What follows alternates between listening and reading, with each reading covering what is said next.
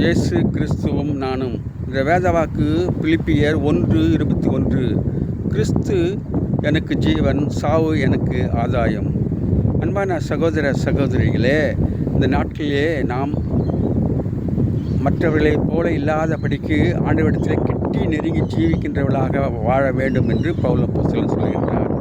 எல்லா சூழ்நிலையிலும் எந்த நேரத்திலும் ஆண்டவரையே நாம் முன்னோக்கி வைக்க வேண்டும் என்று சொல்லுகின்றார். கிறிஸ்து எனக்கு ஜீவன், அவருடைய ஜீவனையே எனக்காக கொடுத்திருக்கின்றார். ஒருவேளை அவர் நமக்கு அது இலவசமாக கிடைத்தாலும் கூட ஆண்டவருக்கு அவருடைய உயிரையே கொடுக்கின்ற ஒரு நிலைமையிலே அவர் இருந்தார் என்று நாம் பார்க்கிறோம். ஜீவனை கொடுத்து நம்மை மீட்டு கொண்டார். அதனாலே நாம் அவருக்கு சாட்சியாக வாழ வேண்டும், அவருடைய பிள்ளையாக வாழ வேண்டும், அவருக்கென்று அநேக ஆத்மாக்களை சம்பாதிக்க வேண்டும் என்று ஆண்டவர் விரும்புகின்றார்.